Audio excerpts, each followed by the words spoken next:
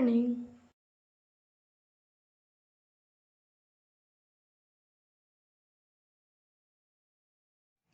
बच्चों, आज हम लोग लघुत्तम समापवर्त्य व महत्तम समापवर्तक को हल करने के लिए जो बेसिक समझ होनी चाहिए उसको जानेंगे। इसके बाद हम लोग अगले वीडियो में लघुत्तम समापवर्त्य एलसीएम व महत्तम समापवर्तक जीसीडी पढ़ेंगे।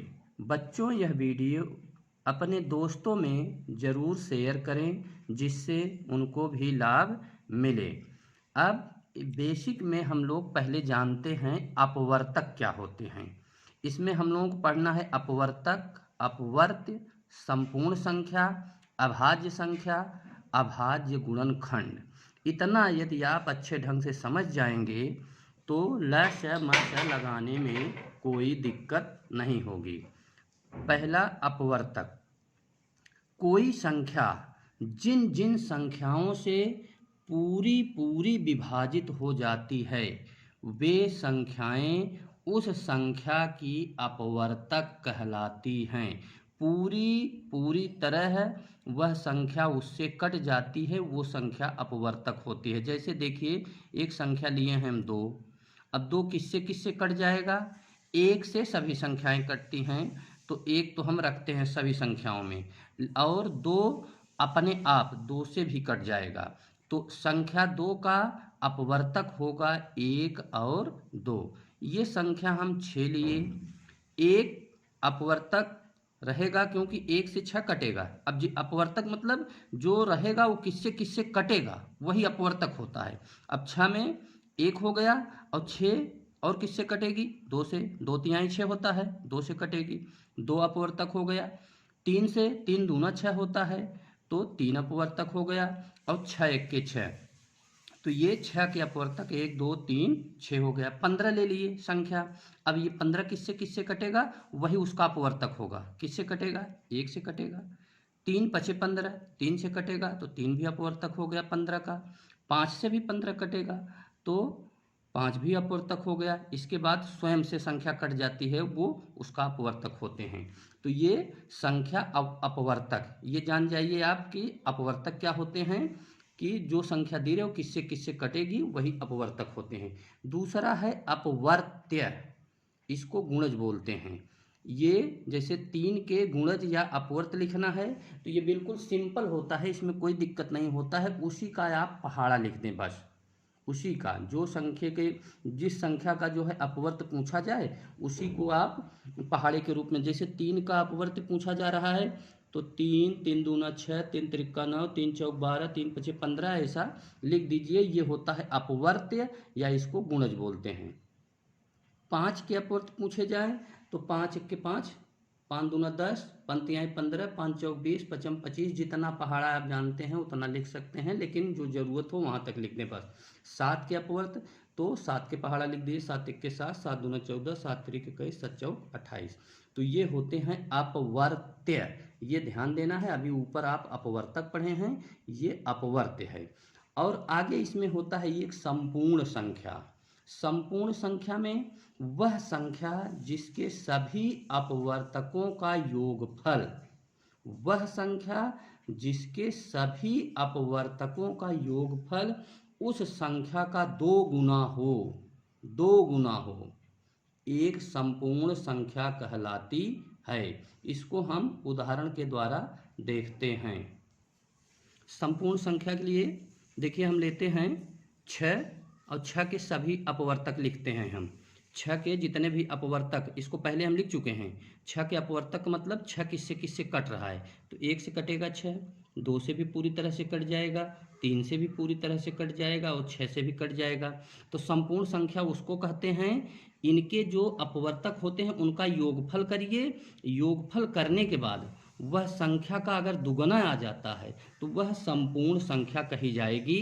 तो अपवर्तक देखिए ये हो गए, और इनका योगफल करिए तो 1 धन 2 धन 3 धन 6, ये आ गया बराबर 12। अब देखिए 6 का दुगना ये 12 होता है, तो इसलिए हम इसको संपूर्ण संख्या 6 को कह सकते हैं। जो संख्या 6 का दुगना है, ये जो 12 आया ये 6 का दुगना है। दूसरा उदाहरण 28 के सभी अपवर्तक हम देखते हैं। 28 संपूर्ण संख्या है कि नहीं है, तो इसके सभी अपवर्तक हम पहले लिख लेते हैं। तो एक तो सब में लिखना है एक, ये 28 2 से भी कटेगा, 3 से नहीं कटेगा, 4 सत्ते 28 4 से भी कटेगा, 7 चौक 28 7 से भी कटेगा। इसके बाद 14 दूना 28 14 से भी कटेगा। इसके बाद होता है आधा हो गया, 28 का आधा 14, इसके बाद वह स्वयं संख्या से हो जाती है कटने के लिए। तो ये 28। अब ये संपूर्ण संख्या है कि नहीं है, इसको जानने के लिए अब इनका योग करेंगे। जो अपवर्तक है इनका योग करेंगे। 1 + 2 + 4 + 7 + 14 + 28। इसको अब जोड़ लेंगे। 1 और 2 3, 3 और 4 7, 7 7 14, 14 और 14 28, 28 और धन 28, ये हो गया 56। अब आप देखिए 28 का दुगुना ये हो रहा है कि नहीं हो रहा है। जब यह जिसके अपवर्तक निकालने हैं और जोड़ने के बाद वह संख्या, जोड़ने के बाद यदि वह दुगनी आ जाए तो उसको हम उस चीज़ की संपूर्ण संख्या कहेंगे कि 28 एक संपूर्ण संख्या है। अपवर्तक जोड़ेंगे, जोड़ने के बाद ये योगफल दुगना आ जाता है अपवर्तक का, जो संख्या दी रहे उसका यदि दुगना आ जाए अपवर्तक जोड़ने पर तो उसको हम संपूर्ण संख्या कहेंगे। अब हम लोग अभाज्य संख्या क्या होती है उसको जानेंगे। और यह अभाज्य संख्या अंकगणित में बहुत इम्पॉर्टेंट रोल अदा करती है, इसलिए अभाज्य संख्या आपको विधिवत जानना है। अब देखिए संख्या लेते हैं एक, इसके अपवर्तक लिखते हैं। तो एक का अपवर्तक एक होता है। अब अपवर्तकों की संख्या मतलब एक से केवल कटता है एक, इसलिए अपवर्तक संख्या हो गई एक। अब दो संख्या लिए, ये अपवर्तक होते हैं इसके एक और दो, क्योंकि यह पूरी तरह से एक से भी कट जाएगा और दो से भी। तो अपवर्तकों की संख्या हो गई यहाँ दो। तीन लेते हैं तो तीन के अपवर्तक एक से कटेगा तीन, तीन जो है एक से पूरी तरह कटेगा और तीन खुद से ही कटेगा। तो अपवर्तकों की संख्या यहाँ दो हो गई, एक दो। यही अपवर्तकों की संख्या जो लिखी जा रही है इसको गिन कर लिखते हैं, एक दो यहाँ एक। अब देखिए चार लेते हैं तो चार किससे किससे, चार के अपवर्तक सब लिखेंगे तो एक से कटेगा, दो से भी कटेगा और चार से भी कटेगा। तो इसके अपवर्तकों की संख्या हो गई तीन, एक दो तीन। पाँच लेते हैं तो पाँच एक से कटेगा और पाँच से कटेगा, इसलिए इसके अपवर्तकों की संख्या हो गई एक दो दो। छः लेते हैं सिक्स, अब इसके अपवर्तक एक से कटेगा ये छः, दो से भी कटेगा, तीन से भी कटेगा और छः से कटेगा, इसलिए इसके अपवर्तकों की संख्या हो गई चार।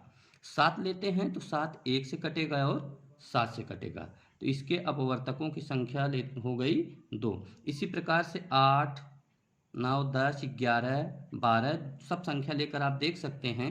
तो यहाँ आपको मिलेगा कि 12 जैसे लिए तो 12 में अपवर्तकों की संख्या आ गई 6। तो इसमें ये कहा जाता है कि ऐसी संख्याएं जिनके अपवर्तक एक और स्वयं वह संख्या होती है अभाज्य संख्याएं कहलाती हैं। अभाज्य संख्या आप किसको कहेंगे, जिनमें उनके अपवर्तक एक और स्वयं वह संख्या हो, मतलब जिसमें अपवर्तकों की संख्या केवल दो हो। अपवर्तकों की संख्या जिनमें केवल दो होती है उनको हम अभाज्य संख्या कहते हैं। देखिए जैसे यहाँ दो संख्या दो है, इसके अपवर्तकों की संख्या दो है। तीन है, इसके अपवर्तक की संख्या दो है। चार है, इसके अपवर्तक की संख्या तीन है, तो ये जो है अभाज्य संख्या नहीं है, ये भाज्य संख्या हो गई, ये अभाज्य नहीं है। पाँच एक और पाँच, इसके अपवर्तकों की संख्या दो है, तो जिसके अपवर्तकों की केवल दो संख्या होती है, एक से कट जाए वह संख्या और खुद से कट जाए। जैसे तीन है तो एक से कटेगी और तीन एक के तीन, तीन से खुद ही अपने स्वयं से कट जाती है, तो वो अभाज्य संख्याएं होती हैं। और अभाज्य संख्याएं का जो अपवर्तक होता है केवल दो होता है, इसको आपको ध्यान रखना है, और सभी भाज्य हो जाती हैं।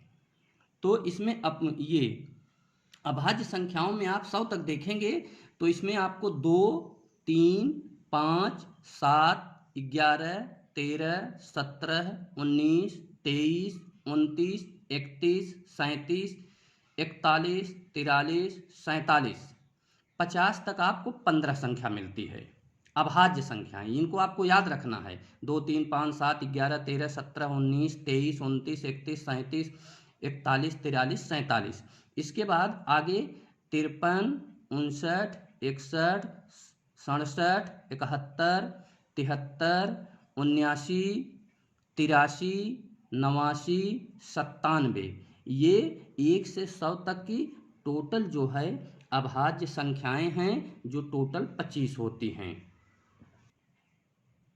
संख्या एक का एक ही अपवर्तक है, अतः एक न तो भाज्य है और न अभाज्य। यह आपसे वैसे प्रश्नों में पूछा जा सकता है कि संख्या एक क्या है, भाज्य या अभाज्य, तो आपको कहना पड़ेगा कि एक न भाज्य है न अभाज्य है। अब देखिए अभाज्य गुणनखंड, अभाज्य गुणनखंड ये कह रहा है अभाज्य गुणनखंड, तो अभाज्य गुणनखंड में अभाज्य संख्याएं ही होनी चाहिए। जो आप पढ़े अभी 2, 3, 5, 7, 11, 13, 17, 19, ऐसे संख्याओं का ही गुणनखंड होना चाहिए अभाज्य गुणनखंड में। प्राइम फैक्टराइजेशन देखिए 24 है, ये 24 का अभाज्य गुणनखंड करना है, तो इसको आप जैसे भी करना कर सकते हैं। जैसे पहले हम लिख दिए 2 गुणते 12, 2 बार हमें 24 या 12 दूना 24 होता है, तो इसको ऐसे लिख दिए। तो देखिए ये अभाज्य संख्या मिल गई, तो इसको छोड़ दीजिए। अब 12 को देखिए, 12 और कैसे इसका गुणनखंड क्या क्या हो सकता है, तो 2 छंग 12 होता है, ये आप जानते हैं। तो देखिए एक अभाज्य संख्या और मिल गई, 2 छंग 12, 12 की जगह हम 2 छंग 12 लिख दिए, तो एक अभाज्य संख्या और मिल गई। तो ये एक अभाज्य संख्या पहले से मिली थी, फिर मिल गई। अब 6 को देखिए कैसे और गुणनखंड हो सकते हैं 6 के, तो 2 तिहाई 6 भी होता है, तो इसको हम लिख देंगे 6 की जगह 2 गुणते 3। अब देखिए ये टोटल अभाज्य संख्या हो गई, 2 गुणते 2 गुणते 2 गुणते 3, इसको अभाज्य गुणनखंड कहते हैं। इसमें आप 2 गुणते 12 लिखेंगे तो ये अभाज्य गुणनखंड नहीं हुआ। इसमें अभाज्य संख्याएं होनी चाहिए, जिसको आप 2, 3, 5, 7, 11, 13, 17, 19, यही संख्याओं का गुणनखंड होना चाहिए। तो 24, 2 दूना 4, दूना 8, तिरिक 24। देखिए दूसरे ढंग से आप 24 को कैसे अभाज्य गुणनखंड कर सकते हैं, 24 को 4 छंग 24 लिख सकते हैं, लेकिन ये अभाज्य संख्या नहीं है, ये तो भाज्य संख्याएं हैं। इनका अपवर्तक 2 से ज़्यादा हो जाता है, तो ये भाज्य संख्या हो गई। तो 4 को आप कैसे लिख सकते हैं, 2 गुणते 2। देखिए ये 2 अभाज्य संख्या मिल गई आपको। अभी 6 जो है भाज्य है, तो इसको अभाज्य में 2 तिहाई 6। देखिए इसको ऐसे देखिए, यहाँ 2 गुणते 12 में देखें आप, यहाँ 4 गुणते 6 में, तीसरा आप देख लीजिए 3 गुणते 8 भी लिख दीजिए, लेकिन उसको अभाज्य में कन्वर्ट कर दीजिए आप। 3 अभाज्य है, इसको लिख दिए। अब 8 को 2 गुणते 2 गुणते 2, 2 दूना 4 दूना 8, ये अभाज्य संख्या है। मतलब जो भी जिनका भी आपको फैक्टर करना है, गुणनखंड करना है, उनमें केवल अभाज्य संख्याएं होनी चाहिए, और 1 से 100 तक अभाज्य संख्याएं केवल 25 हैं, उनको आपको याद रखना है, और गुणनखंड आपको उन्हीं में से करना है। अब देखिए ये 24 का ये दूसरा मेथड है, आप ऐसे एक ढंग से कर सकते हैं, ये दूसरा मेथड है, उसको देखिए कैसे करेंगे। आप 24 का गुणनखंड करना है अभाज्य, तो आप जानते हैं ये 2 से कटेगा, तो 2 1 के 2, 2 दूना 4, 2 बरहम में इसको ऐसे लिखते हैं, जो भागफल आता है नीचे लिखते जाते हैं। तो ये 12 आ गया, 2 से कटा, ये 12 फिर 2 से कटेगा, तो 2 छंग 12, 6 मार्क कट रहा है, 6 बार में, तो 6 को नीचे लिखेंगे। अब 6 किससे कटेगा, फिर हम जानते हैं 2 से कट जाएगा, तो 2 तिहाई 6, 2 तिहाई 6। अब देखिए यहाँ 3 आ गया, 3 किससे कटेगा, 3 1 के 3, तो ये देखिए अभाज्य संख्याएं सबको मिल गई, ये सब अभाज्य संख्या आपको मिल गई। तो 24 बराबर 2 गुणते 2 गुणते 2 गुणते 3, ये ऐसा भी लिख सकते हैं। एक संख्या देखिए 84 है, अब इसको अभाज्य गुणनखंड करना है ये भाग विधि में, तो इसको आप कैसे करेंगे, 2 से कटेगा, क्योंकि क्या स्थान पे 2 4 6 8, 0 2 4 6 8 होता है, तो 2 से सब संख्याएं कट जाती हैं, तो यहाँ 4 है इसलिए 2 से कटेगा, तो इसको आप काटिए, 2 चौक 8 और 2 दूनी 4, ये 42 जितना भागफल होता है नीचे लिखते हैं इसमें। फिर ये 42 2 से फिर कट जाएगा, तो 2 दूना 4 और 2 1 के 2, अब 21 आ गया। अब जानते हैं आप 21 इस 2 से कटेगा नहीं, तो 3 से देखेंगे हम, तो 3 सते 21, 7 आ गया। अब 7 एक्के 7। अब देखिए 7 भी अभाज्य संख्या हो गई, ये 3 ये 2 सारी अभाज्य संख्याएं, तो अभाज्य गुणनखंड में केवल अभाज्य संख्याएं होनी चाहिए। अब 84 आ गया, तो 2 गुणते 2 गुणते 3 गुणते 7। इसको आप लोग अच्छे ढंग से देख लेंगे। इसके बाद कोई समस्या होती है तो आप कमेंट जरूर करेंगे।